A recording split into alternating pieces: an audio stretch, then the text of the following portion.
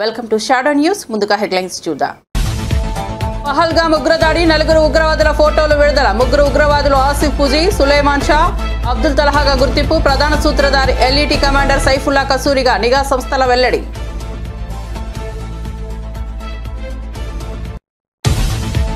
ఒంగోలులో టీడీపీ నేత వీరయ్య చౌదరి హత్య. అమ్మనప్రోలు గ్రామానికి వచ్చిన చంద్రబాబు, వీరయ్య చౌదరి భౌతిక కాయానికి నివాళులు అర్పించిన చంద్రబాబు. వీరయ్య చౌదరి కుటుంబ సభ్యులకు పరామర్శ.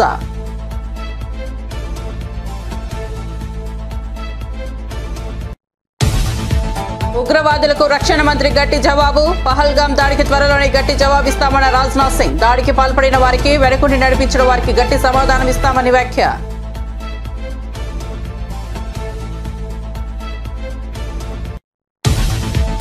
ఏప్రిల్ 27న ఎలకతుర్తిలో బీఆర్ఎస్ రథోత్సవ సభాస్థలిని పరిశీలించిన కేటీఆర్ భారీ ఏర్పాట్లు చేస్తున్నట్లు వెల్లడి. ప్రభుత్వ విద్యుత్పై నమ్మకం లేదని 200 జనరేటర్లు ఏర్పాటు చేస్తున్నామన్న కేటీఆర్. సభలో కాంగ్రెస్, బీజేపీలపై కేసీఆర్ ప్రసంగిస్తారని వెల్లడి. పహల్గామ్ ఉగ్రదాడిపై తీవ్రంగా స్పందించిన ఎమ్మెల్యే రాజాసింగ్. ఉగ్ర చర్యను తీవ్రంగా ఖండించిన రాజాసింగ్, మృతులకు నివాళి, క్షతగాత్రులు కోలుకోవాలని ఆకాంక్ష. ఉగ్రవాదులను మోదీ, అమిత్ షా వదలరని వ్యాఖ్య.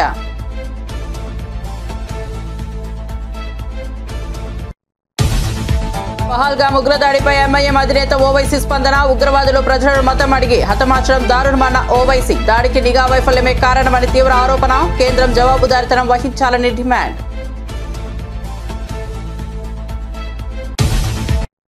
ఇక వార్త వివరాల్లోకి వెళ్తే, జమ్మూ కాశ్మీర్లోని పహల్గామ్లో జరిగిన దారుణ ఉగ్రదాడిపై కీలక సమాచారం వెలుగులోకి వచ్చింది. మంగళవారం జరిగిన కాల్పుల్లో 26 మంది పర్యాటకులు మరణించగా అనేక మంది గాయపడ్డారు. ఈ దాడికి సంబంధించి భద్రతా సంస్థలు 3 అనుమానిత ఉగ్రవాదులను గుర్తించాయి. ఆసిఫ్ ఫుజీ, సులేమాన్ షా, అబ్దుల్ తలహాలే ఈ 3 వ్యక్తుల స్కెచ్లను అధికారికంగా విడుదలయ్యాయి. లష్కరే తోయిబా అనుబంధ సంస్థ ది రెసిస్టెన్స్ ఫ్రంట్ కు చెందిన వారేనని నిఘా వర్గాలు నిర్ధారించాయి. దాడి సమయంలో ఉగ్రవాదులు కుర్తా పైజామాలో దట్టమైన ఫైర్ అడవిలోంచి బయటకు వచ్చి AK-47లతో విచక్షణ లేని కాల్పులు జరిపినట్లు వెల్లడైంది. పాకిస్తాన్ కు చెందిన commander Saifullah kasuri alias Khalid ఈ దాడికి మూల సూత్రధారిగా గుర్తించబడ్డారు. వీరయ్య చౌదరి హత్యను పోలీసులు తీవ్రంగా తీసుకున్నారు. ఈ దారుణ ఘటనను జీర్ణించుకోలేకపోతున్నామని తెలిపారు.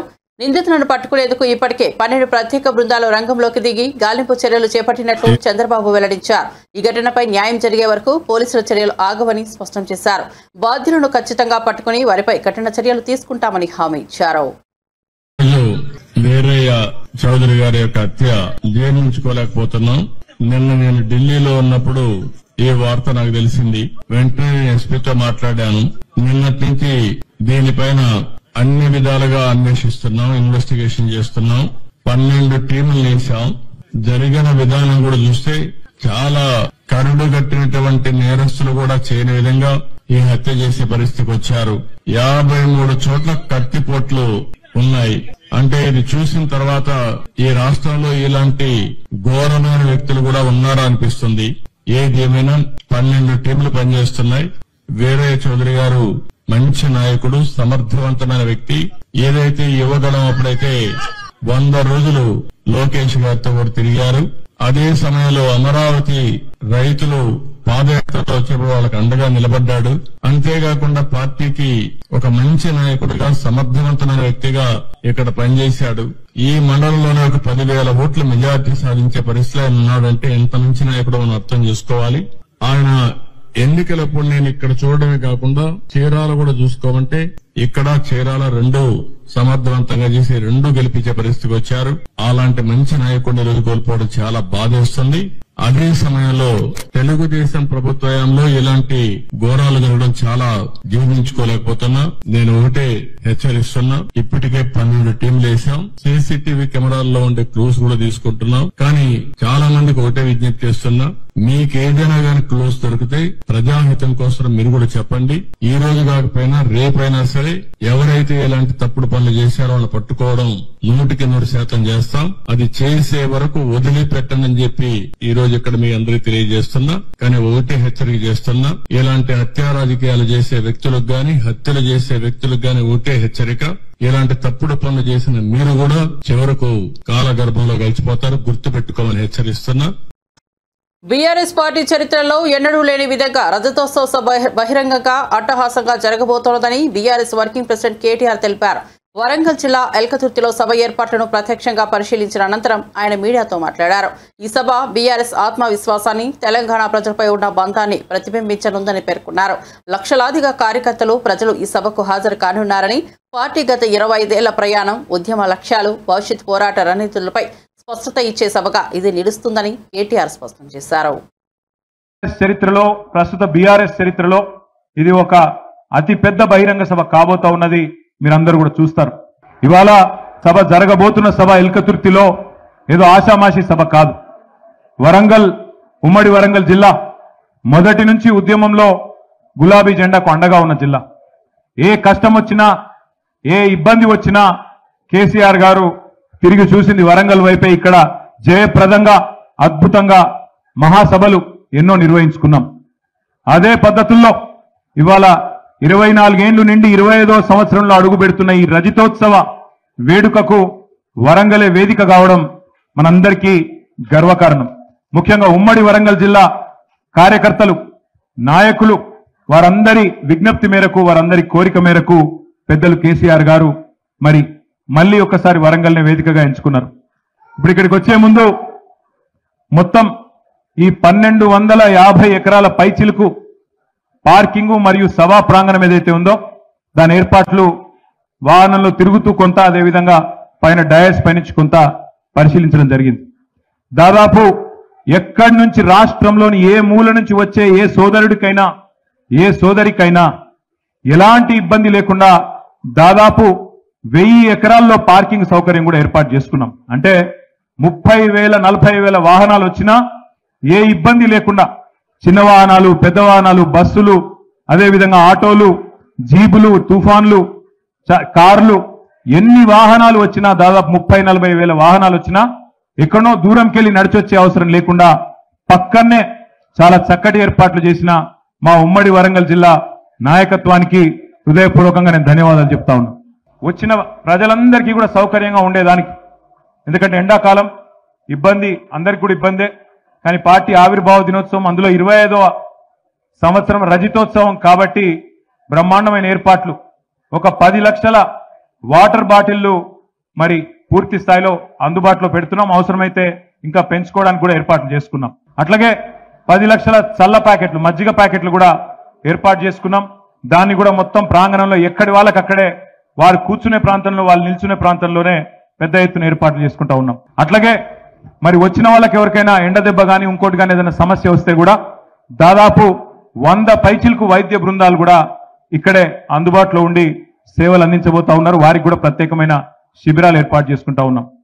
ఏమన్నా ఎమర్జెన్సీ ఉంటే దానికోసం కూడా ఆలోచన చేసి దాదాపు ఒక 15 నుంచి 20 అంబులెన్సులు కూడా దగ్గరలో పెట్టుకున్నాం.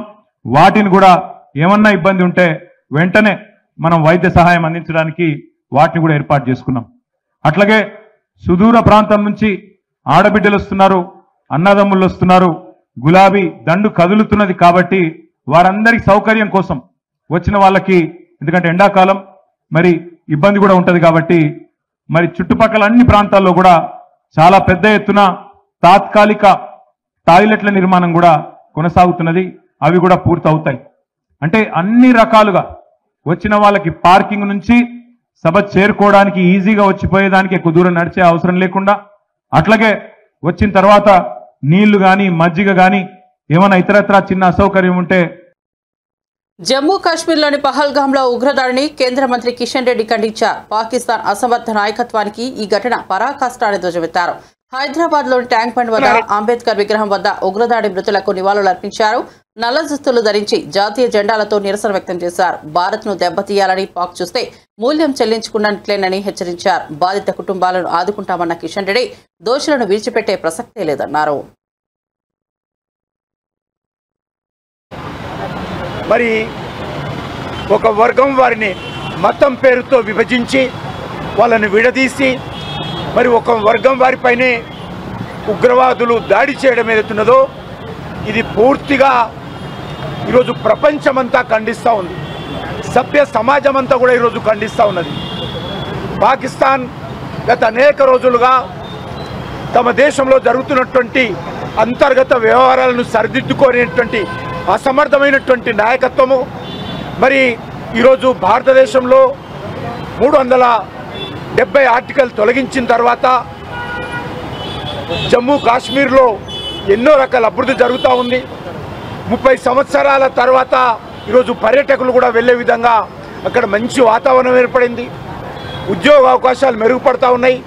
అన్ని రకాలుగా జనజీవనం సంతోషంగా ఉన్నటువంటి ఈ నేపథ్యంలో మళ్ళీ ఈరోజు పాకిస్తాన్ జమ్మూ కాశ్మీర్లో నిప్పులు పోసే విధంగా అమాయకులైనటువంటి పర్యాటకులను ఈరోజు విచక్షణారహితంగా కాల్చి చంపడం ఏదైతున్నదో ఈరోజు మేము పూర్తిగా ఖండిస్తూ ఉన్నాము. ఈ రకమైనటువంటి ఉగ్రవాద చర్యల ద్వారా పాకిస్తాన్ భారతదేశాన్ని భయపెట్టాలనుకుంటే, పాకిస్తాన్ భారతదేశాన్ని దెబ్బతీయాలనుకుంటే అది వాళ్ళ పొరపాటు. ఇప్పటికే పాకిస్తాన్ గత కొన్ని సంవత్సరాలుగా ప్రపంచ దేశాల ముందు చిప్ప పట్టుకొని భిక్షమెత్తుకునే పరిస్థితి వచ్చినప్పుడు కూడా సిగ్గు లేకుండా ఈరోజు భారతదేశం మీద దాడి చేయడము, భారతదేశ పర్యాటకులను హతమార్చడం ఏదైతున్నదో చాలా సిగ్గుమాలినటువంటి చర్య. దీనిని పూర్తిగా ఖండిస్తూ ఉన్నాము. ఖచ్చితంగా బాధిత కుటుంబాలకు ఆదుకుంటాము. ఎవరైతే దోషులుగా ఉన్నారో, ఎవరైతే టెర్రరిస్టులు అమాయకులైనటువంటి భారత పర్యాటకుల మీద దాడి చేశారో వాళ్ళని ఎట్టి పరిస్థితుల్లో వదిలే సమస్య లేదు. ఖచ్చితంగా వాళ్ళపైన చర్య తీసుకునే విధంగా భారత ప్రభుత్వం నిర్ణయం తీసుకుంటుందని ఈ సందర్భంగా మనవి చేస్తా ఉన్నాను. కాకినాడ జిల్లా బెండపూడి వద్ద జరుగుతున్న పోలవరం లెఫ్ట్ కెనాల్ నిర్మాణ పనులను మంత్రి నిమ్మల రామానాయుడు పరిశీలించారు. ముఖ్యంగా ఎన్హెచ్ క్రాసింగ్ వద్ద పనుల పురోగతిని అడిగి తెలుసుకున్నారు. అయితే పనులు నత్తనడకన కొనసాగుతున్నాయని గుర్తించిన మంత్రి తీవ్ర అసంతృప్తి వ్యక్తం చేశారు. వంతెన నిర్మాణ పనులు ఇప్పటికీ పూర్తి కాకపోవడంపై ఆగ్రహం వ్యక్తం చేసిన మంత్రి సంబంధిత అధికారులను వెంటనే చర్యలు తీసుకోవాలని ఆదేశించారు. ప్రజల కష్టాలను తొలగించాలంటే పనులను వేగవంతంగా పూర్తి చేయాల్సిన అవసరం ఉందని ఆయన స్పష్టం చేశారు.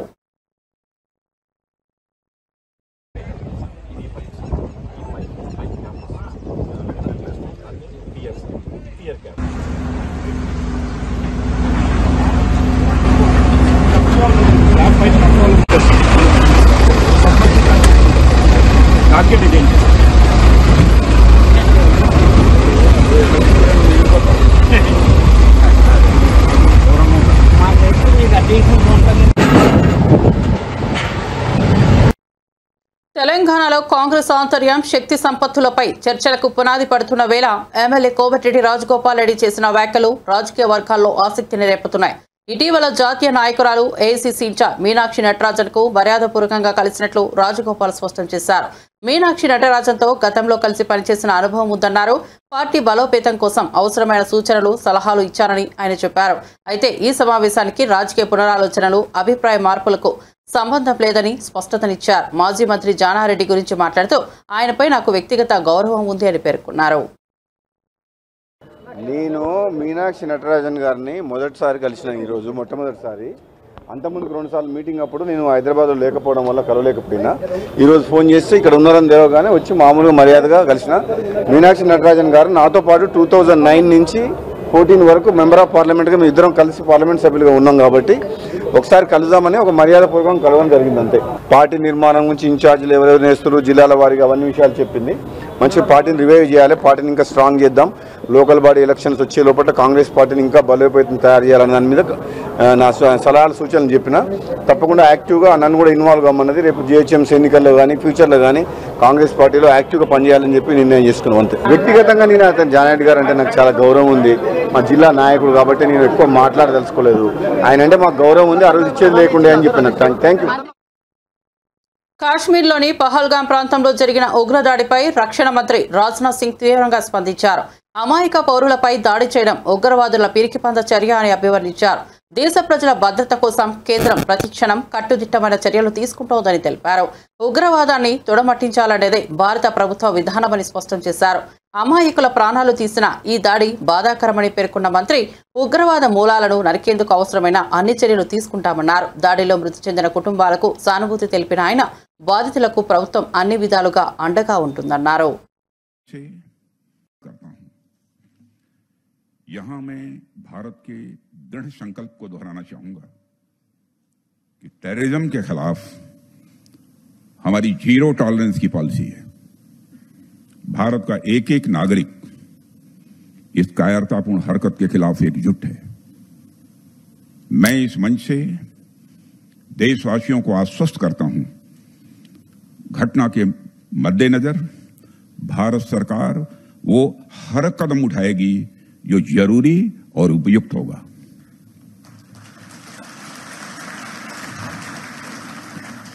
और हम सिर्फ उन लोगों तक नहीं पहुंचेंगे जिन्होंने इस घटना को अंजाम दिया है, हम उन तक भी पहुंचेंगे जिन्होंने पर्दे के पीछे बैठकर हिंदुस्तान की सरजमी पर ऐसी नापाक हरकतों की साजिशें रची हैं। भारत एक इतनी पुरानी सभ्यता और इतना बड़ा देश है जिसको ऐसे किसी भी आतंकी गतिविधियों से किसी भी सूरत में डराया नहीं जा सकता। ऐसी हरकतों का जिम्मेदार और इसके जिम्मेदार लोगों को आने वाले कुछ ही समय में जोरदार तरीके से नजर आएगा। मैं देशवासियों को आश्वस्त करना चाहता हूं। జమ్మూ కాశ్మీర్లోని పహల్గాంలో పర్యాటకులపై జరిగిన భయానక ఉగ్రవాద దాడి ఘటనపై ఎంఐఎం అధినేత హైదరాబాద్ ఎంపీ అసదుద్దీన్ ఓవైసీ తీవ్రంగా స్పందించారు. ఈ దాడి పూర్తిగా నిఘా వైఫల్యం వల్లే జరిగిందని ఆయన ఆరోపించారు. హైదరాబాద్లో మీడియాతో మాట్లాడిన ఓవైసీ ఈ దుశ్చర్యకు నరేంద్ర మోదీ ప్రభుత్వం బాధ్యత వహించాలని డిమాండ్ చేశారు. పహల్గాం ఘటనకు ఒక ఊచకోతగా అభివర్ణించిన ఓవైసీ ఉగ్రవాదులు మతం అడిగి అమాయక ప్రజలను అత్యంత కిరాతకంగా హతమార్చారని అన్నారు. పహల్గాంలో మతం అడిగిన తర్వాత ఉగ్రవాదులు అమాయక ప్రజలను విచక్షణారహితంగా చంపారు. దీనిని మేము తీవ్రంగా ఖండిస్తున్నామన్నారు. ఈ ఘటనకు నిఘా వైఫల్యమే కారణమని ఆయన స్పష్టం చేశారు. ఇది గతంలోని ఉరి పుల్వామా సంఘటనల కన్నా ప్రమాదకరమైనదని తీవ్ర విచారకరమైన ఆయన ఆవేదన వ్యక్తం చేశారు. आप लोग जानते हैं कि कल पहलगाम में वहाँ मीडोज में दहशतगर्दों ने टेररिस्ट ने उस माउंटेनियस एरिया में वहां पर इंडिस्क्रिमिनेट तरीके से और मजहब पूछकर उन्होंने मासूम लोगों को वहां पर उनका कत्ल किया है।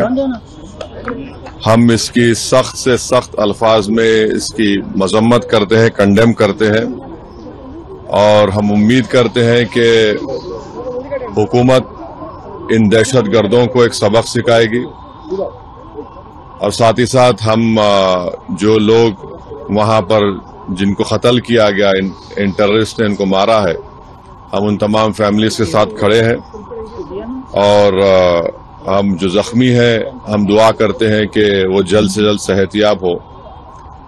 दूसरी अहम बात यह है कि ये एक इंटेलिजेंस फेलियर भी है और हुकूमत को, नरेंद्र मोदी हुकूमत को देखना है कि उनकी डिटरेंस पॉलिसी कितनी कामयाब हो रही नहीं हो रही है। चौथी बात यह है कि उरी हुआ, पुलवामा हुआ, ये उरी और पुलवामा से ज्यादा कंडेमनेबल इंसिडेंट है ये, क्योंकि जो सिविलियन लोग हैं वहां पर जाकर ये टेररिस्ट जो हमारे पड़ोसी मुल्क से जरूर आए हैं और वहां से आकर यहां पर हमारी सरजमीन पर मासूम लोगों को उनकी जान लेते हैं और बड़ा दर्दनाक वाकया है ये, बल्कि ये मैसेकर है। और हम नरेंद्र मोदी हुकूमत से इस बात का डिमांड करते हैं कि वो अकाउंटेबिलिटी किसकी है फिक्स करें, डिटरेंस पॉलिसी को अपने देखें और उरी और पुलवामा से बड़ा इंसिडेंट है और उम्मीद करते हैं कि हुकूमत इन तमाम जालिमों को सबक सिखाएगी और इनको जो लोग मरे हैं उनसे इंसाफ होगा। और एमआईएम पार्टी उन तमाम खानदान और परिवार के साथ खड़ी हुई है जिनकी जानें गई हैं और जो जख्मी है हम ये मुतालबा करते हैं, डिमांड करते हैं कि जल्द से जल्द उनको जो भी वहां पर तिबी इमदाद या मेडिकल फैसिलिटी जरूरत है उनको पहुंचाई जाए। और ये कंडेमनेबल इंसिडेंट है। इसमें कश्मीर में टूरिज्म इंडस्ट्री को बहुत बड़ा इससे नुकसान पहुंचाने की कोशिश की जा रही है और ये टेररिस्ट जो आए हैं पड़ोसी मुल्क से, इनका एक ही मकसद है। విశాఖలో 3,000 కోట్ల విలువైన భూములను 99 పైసలకే డొల్ల కంపెనీ ఉర్సా క్లస్టర్స్ కు కేటాయించడం వెనుక మంత్రి నారా లోకేష్, ఆయన బినామీల సూత్రధారులని వైఎస్ఆర్సీపీ జాయింట్ సెక్రటరీ కారుమూరి వెంకటరెడ్డి మండిపడ్డారు. తాడేపల్లిలోని పార్టీ కేంద్ర కార్యాలయంలో మీడియాతో మాట్లాడుతూ మంత్రి నారా లోకేష్ తన సన్నిహితుడు కిలారు రాజేష్ ద్వారా పెద్ద సంఖ్యలో డొల్ల కంపెనీలను సృష్టించి వాటికి ప్రభుత్వం ద్వారా కారు చౌక విలువైన భూములను కట్టబెడుతున్నారని ఆగ్రహం వ్యక్తం చేశారు. సంపద సృష్టిస్తానని చెబుతున్న చంద్రబాబు ప్రజల సంపదను దోచుకుంటున్నారని ధ్వజమెత్తారు. ఈ తేలుగుట్టిన దొంగల్లాగా ఆంధ్రప్రదేశ్ రాష్ట్ర ప్రభుత్వంలో ఉన్నటువంటి మంత్రులు, ఎందుకంటే ఇది మంత్రిమండలి తీసుకొని మంత్రిమండలి ఇది కేటాయించిన భూముల్ని, కానీ ఒక్క మంత్రి కూడా వచ్చి దాని మీద ఇప్పటి వరకు ప్రెస్ మీట్ పెట్టాల, దాని మీద వివరణ ఇవ్వాల. 164 మంది ఉన్నారు ఎమ్మెల్యేలు, ఒక్కళ్ళు కూడా దాని మీద ఎస్ ఈ కంపెనీ అనేది ఈ కంపెనీకి మేము భూముల్ని కేటాయించాం, ఈ కంపెనీకి సంబంధించినటువంటి చరిత్ర ఇదని చెప్పి ఎక్కడా ఇప్పటి వరకు కూడా స్పందన లేదు. ఎందుకంటే వీళ్ళు ఆల్రెడీ డొల్ల కంపెనీ కాబట్టి.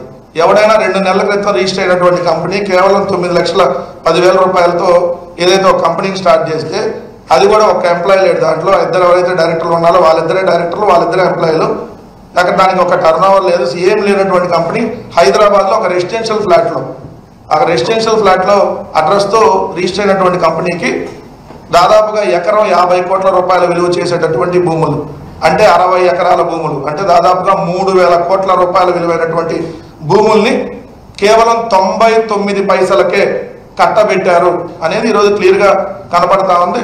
అంటే మొత్తం అమ్మేశారు 99 పైసలకి, అంటే ఉచితంగా ఇచ్చినట్టు. ఇంకా 99 పైసలు ఒక పేరుకి 60 అంటే 3,000 కోట్ల రూపాయల విలువైనటువంటి భూముల్ని ఏదైతే ఫ్రీగా వాళ్ళకి సంబంధించినటువంటి మనుషులకి దోచిపెట్టినటువంటి కార్యక్రమం. ఎవరు ఈ కంపెనీలను ఆరాధిస్తే నారా లోకేష్కి సన్నిహితుడు, ఈరోజు ఆంధ్రప్రదేశ్ రాష్ట్రంలో ఏదైతే రాజ్యాంగేతర శక్తిగా పనిచేస్తున్నటువంటి కిలారు రాజేష్ నారా లోకేష్ ఫ్రెండ్, సో నారా లోకేష్కి బినామీ కూడా కిలారు రాజేష్ కొన్ని వందల కంపెనీలు ఇలానే నెల 2 నెలలు 3 నెలల క్రితంలో ఏదైతే కొన్ని వందల కంపెనీలు రిజిస్టర్ చేసి ఆంధ్రప్రదేశ్ రాష్ట్రంలో ఉన్నటువంటి భూముల్ని కొట్టేయడానికి వేసినటువంటి కుట్రలో భాగం ఇది. ఆర్గనైజ్డ్ స్కామ్ ఇది. ఆంధ్రప్రదేశ్ రాష్ట్రంలో ఆంధ్రప్రదేశ్ రాష్ట్ర ప్రభుత్వమే ఒక స్కామ్ వాళ్ళ మనుషుల చేత ముందు వాళ్ళ మనుషులను పెట్టి వెనకాల వీళ్ళుండి భూములను కొట్టేసేటటువంటి ఒక పెద్ద స్కామ్కి ఈరోజు ఆంధ్రప్రదేశ్ రాష్ట్ర ప్రభుత్వమే తెరలేపింది. మీరు ఇక్కడ చూసుకుంటే పేరుకేమో పైకి టీసీఎస్ని చూపించారు, ఎందుకంటే టీసీఎస్ అంటే ఎవరు కూడా క్వశ్చన్ చేయం కదా. టీసీఎస్ అనేది ఒక మంచి కంపెనీ, డెఫినెట్లీ టీసీఎస్ అనేది జగన్మోహన్ రెడ్డి గారి ప్రభుత్వమే 2020లోనే టీసీఎస్తో సంప్రదింపులు జరిపింది. తర్వాత 2 ఏళ్ళు కోవిడ్ వచ్చింది. కోవిడ్ తర్వాత 2022లో ఏదైతే ఇదే తాడేపల్లి ఇక్కడికే వచ్చి ఏదైతే టీసీఎస్కి సంబంధించినటువంటి చంద్రశేఖర్ గారు వచ్చి జగన్మోహన్ రెడ్డి గారి ప్రభుత్వంతో సంప్రదింపులు జరిపెళ్లారు. దానికి సంబంధించినటువంటి గ్రౌండ్ అంతా ప్రిపేర్ అయ్యి ఉంది. సో తర్వాత మేము అధికారంలో నుంచి దిగిపోయాం. సో ఇప్పుడు వాళ్ళు టీసీఎస్కి ల్యాండ్ కేటాయించారు అనేది నిన్న అఫీషియల్గా ఒక జీవోని రాష్ట్ర ప్రభుత్వం రిలీజ్ చేసింది. ఎంత దారుణం ఇది కూడా. ఎందుకంటే ఇప్పుడు ఇది గవర్నమెంట్ అఫీషియల్ జీవో 21/4/2025 గవర్నమెంట్ అఫీషియల్గా. జమ్మూ కాశ్మీర్లో జరిగిన ఉగ్రదాడిపై తెలంగాణ మంత్రి పొన్నం ప్రభాకర్ తీవ్ర స్పందన తెలిపారు. దేశం అంతర్గత భద్రతను దెబ్బతీసే ఈ ఘోర ఘటన బాధాకరమని అన్నారు. ఇటువంటి ఘటనలపై ప్రభుత్వం రాజకీయాలకు అతీతంగా కఠినంగా వ్యవహరించాల్సిన అవసరం ఉందని పేర్కొన్నారు. దేశ భద్రత విషయంలో అన్ని రాజకీయ పార్టీలు ఏకాభిప్రాయంతో ముందుకు రావాలని సూచించారు. కేంద్ర ప్రభుత్వానికి ఈ అంశంలో కాంగ్రెస్ పార్టీ పూర్తిగా అండగా ఉంటుందని తెలిపారు. ఇలాంటి దాడులు పునరావృతం కాకుండా కేంద్రం తక్షణమే కఠిన చర్యలు తీసుకోవాలని విజ్ఞప్తి చేశారు. దేశంలోని అమాయకులపై ఉగ్రవాదులు మళ్లీ దాడికి దిగకుండా ముందస్తు భద్రతా చర్యలు తీసుకోవాలని అన్నారు. అందరం బాధపడే అంశం దేశంలో అంతర్భాగమైనటువంటి జమ్మూ కాశ్మీర్లో నిన్న జరిగిన సంఘటన అందరికీ దుఃఖభరితమైనటువంటిది. ఇటువంటి సంఘటనల పట్ల ప్రభుత్వం రాజకీయాలకు అతీతంగా కఠినంగా వ్యవహరించాల్సిందే. దేశంలో వివిధ అంశాల మీద భేదాభిప్రాయాలు ఉంటాయి కావచ్చు, కానీ దేశంలో అంతర్గత భద్రతకు సంబంధించి కానీ అంతర్జాతీయ సంబంధించిన అంశం వచ్చినప్పుడు అందరూ కూడా ముక్త కంఠంతో ఈ అంశం పట్ల ఏకాభిప్రాయంతో ఉంటాం. కేంద్ర ప్రభుత్వానికి ఈ అంశంలో పూర్తిగా అండగా ఉంటుంది కాంగ్రెస్ పార్టీ. ఎందుకంటే ఈరోజు ఇటువంటి సంఘటనలు పునరావృతం కాకుండా కఠినంగా వ్యవహరించాలని కేంద్ర ప్రభుత్వాన్ని కోరుతా ఉన్నాం. ఇక్కడ నుంచి ప్రాతినిధ్యం వహిస్తున్న మంత్రుల ద్వారా కూడా కోరుతా ఉన్నాం. ఈ సంఘటన తల వంచుకునే కార్యక్రమం. ఎందుకంటే నేను కూడా ఇది ఒక 3-4 రోజుల క్రితమే ఈ ప్రాంతం అంతా పోయొచ్చినాం. అక్కడ ఉండబడే స్థానికులందరూ చెప్తా ఉన్నారు, టూరిస్టులు ఎవరు కూడా ఇబ్బంది లేకుండా రావచ్చు. ఎందుకంటే టూరిస్టులు వస్తేనే మా జీవన ఉపాధి అని వాళ్ళు చెప్పినారు. నేను ఒక 3 రోజుల కింద నేను ఈ జరిగిన సంఘటన కంటే ముందు నేను పోయొచ్చినటువంటి ప్రాంతంలో చూస్తే అక్కడ అందరూ కూడా టూరిస్టులకు అక్కడ స్థానికులందరూ సహకరిస్తున్నారు. ఈ సంఘటన ద్వారా ఈ యొక్క దుశ్చర్య వల్ల అక్కడ నివసిస్తున్న స్థానిక ఆ వర్గానికి సంబంధించినటువంటి వాళ్ళ ఉపాధి అవకాశాలను దెబ్బతీసినట్టే. టూరిస్టులు ఒక తులిప్ గార్డెన్కి పోతే 15 లక్షల మంది ఈ 15 రోజుల లోపల విజిటర్స్ వచ్చినారని చెప్పినారు. అందరూ కూడా ఈ భయప్రాంతాలకు వచ్చినప్పుడు శాంతి భద్రత లేనప్పుడు ఎవరు టూరిస్ట్ రాడు. ఇది పరోక్షంగా అక్కడ ఉన్నబడి నివసించి ఉపాధి టూరిజం పేరుగా బతుకుతున్నటువంటి జమ్మూ కాశ్మీర్ స్థానికులకే ఇబ్బంది. ఇది వాళ్ళ కడుపు కొట్టినట్టే. ఈ ప్రాణాలు పోయినాయి, శాంతి భద్రతలు విఘాతం కలిగింది. కాబట్టి కేంద్రం చాలా కఠినంగా ఎటువంటి సంకోచం లేకుండా జమ్మూ కాశ్మీర్లోని పహల్గామ్లో అమాయక ప్రజలపై జరిగిన ఉగ్రవాద దాడిపై హైదరాబాద్లోని గోషామహల్ నియోజకవర్గ బీజేపీ ఎమ్మెల్యే రాజా సింగ్ స్పందించారు. ఈ మేరకు ఆయన విడుదల చేసిన ఓ ప్రకటనలో ఉగ్రదాడిని తీవ్రంగా ఖండించారు. దాడిలో ప్రాణాలు కోల్పోయిన వారికి నివాళులు అర్పించారు. ఉగ్రదాడిలో గాయపడిన వారు త్వరగా కోలుకోవాలని ఆకాంక్షించారు. బాధిత కుటుంబాలకు తన ప్రగాఢ సానుభూతిని తెలియజేశారు. అమాయకులపై జరిగిన ఈ దాడి హేయమైన చర్య అని రాజా సింగ్ పేర్కొన్నారు. ఉగ్రవాదులను ప్రధానమంత్రి నరేంద్ర మోదీ, కేంద్ర హోంమంత్రి అమిత్ షా ఎట్టి పరిస్థితుల్లోనూ వదిలిపెట్టబోరని ఆయన అన్నారు.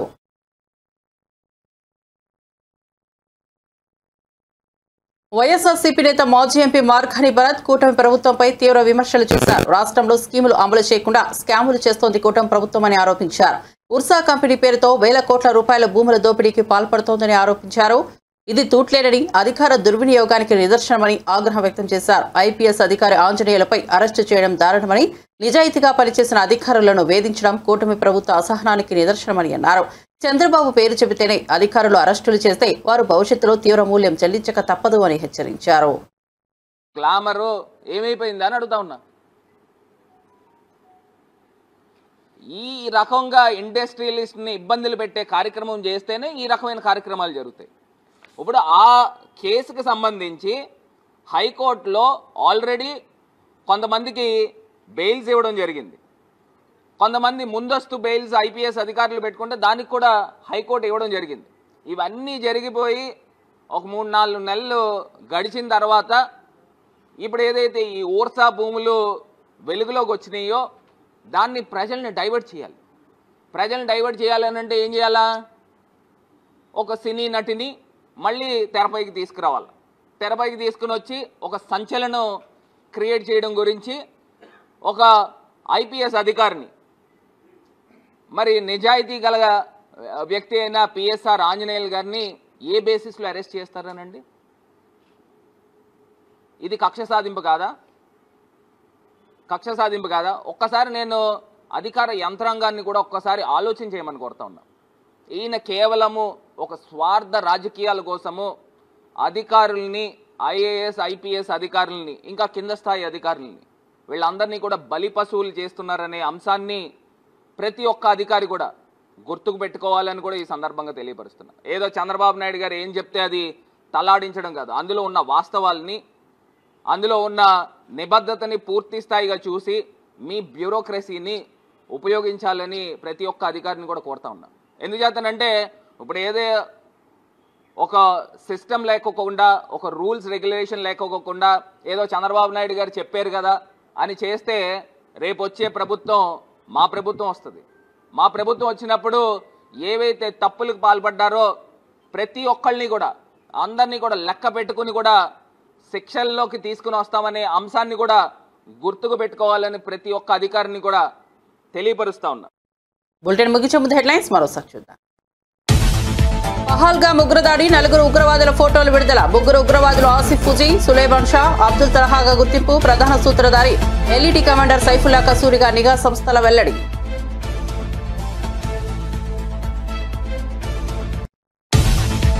ఒంగోలులో టీడీపీ నేత వీరయ్య చౌదరి హత్య.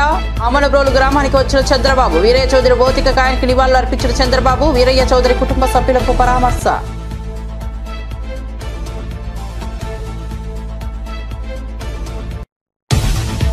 ఉగ్రవాదులకు రక్షణ మంత్రి గట్టి జవాబు. పహల్గామ్ దాడికి త్వరలోనే గట్టి జవాబిస్తామన్న రాజ్నాథ్ సింగ్. దాడికి పాల్పడిన వారికి, వెనకుండి నడిపించిన వారికి గట్టి సమాధానం చెప్తామని వ్యాఖ్య.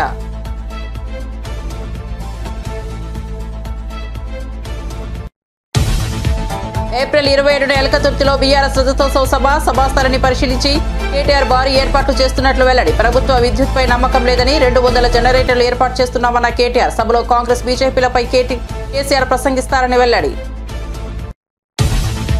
పహల్గామ్ ఉగ్రదాడిపై తీవ్రంగా స్పందించిన ఎమ్మెల్యే రాజాసింగ్. ఉగ్రచర్యను తీవ్రంగా ఖండించిన రాజాసింగ్ మృతులకు నివాళి, క్షతగాత్రులు కోలుకోవాలని ఆకాంక్ష. ఉగ్రవాదులను మోదీ, అమిత్ షా వదలరని వ్యాఖ్య.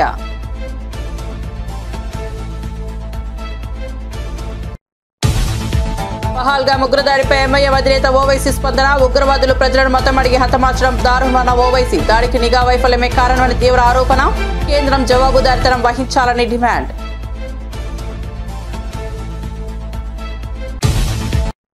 అప్డేట్స్ కోసం చూస్తూనే ఉండండి షాడీ న్యూస్.